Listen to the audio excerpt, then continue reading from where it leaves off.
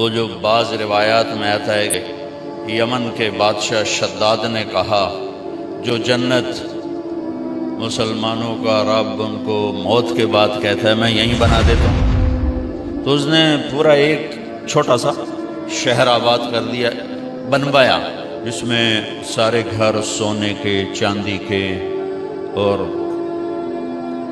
سڑکیں سونے کی چاندی کی، کافی عرصہ وہ جنت بنتی رہی اور جب وہ مکمل ہو گئی تو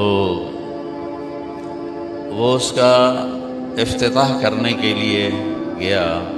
ایک پاؤں اندر تھا ایک باہر تھا، اللہ نے کہا جان نکالو، دروازے پر گر کے مر گیا۔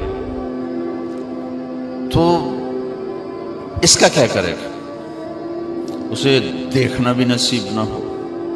ایک دفعہ اللہ تعالیٰ نے اسرائیل سے پوچھا کبھی کسی کی جان لیتے ہوئے رحم بھی آئے؟ کہنے لگا دو دفعہ۔ کہا ایک دفعہ ایک کشتی ٹوٹ گئی، ایک عورت ایک تختے پہ جان بچانے کے لیے سوار ہو گئی، کچھ بہہ گئے وہ بچ گئی، اس نے وہاں بچہ جانا، تو نے مجھے کہا اس کی جان نکال لے عورت کی۔ تو مجھے اس بچے پہ رحم آیا کہ اس کا کیا بنے گا جو بیچ پانی میں ابھی پیدا ہوا ہے۔ اور اس کے بعد شداد کی جان نکالتے ہوئے رحم آیا کہ کم بخت نے اتنی جان لگا کے جنت بنائی تو انہیں دیکھنے بھی نہ دیا اور دروازے بھی جان نکالے۔